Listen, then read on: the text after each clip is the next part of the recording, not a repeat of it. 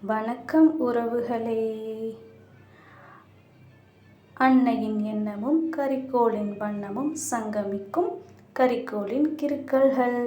இன்றைய தலைப்பு என்னவாக இருக்கும் பார்க்கலாமா? காற்று. காற்றுக்கில்லை வேலி, அவள் இன்றெந்தன் கவிதைக்கு நல்ல தோழி. காற்றுள்ள போதே தூற்ற வேண்டும் அல்லவா?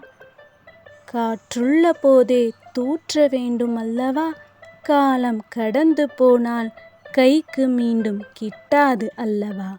காலம் கடந்து போனால் கைக்கு மீண்டும் கிட்டாது அல்லவா? தென்றலாய் பூக்களின் தலையை கோதுவதும், புயலாய் மரங்களை வேரோடு கொய்வதும், புல்லாங்குழல் துளைதனில் புகுந்து இசையாய் கசிவதும், ஊதாங்குழல் துளைதனில் ஊடுருவி அக்கினி பொறியினை சுவாலையாக்குவதும் காற்றின் லீலைதானே.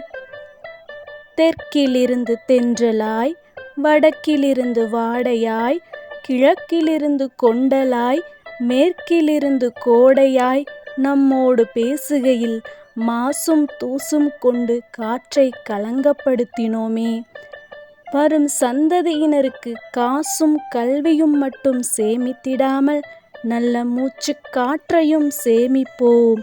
மாசினை குறைப்போம், மரங்களை வளர்ப்போம், மனிதத்தையும் விதைப்போம்.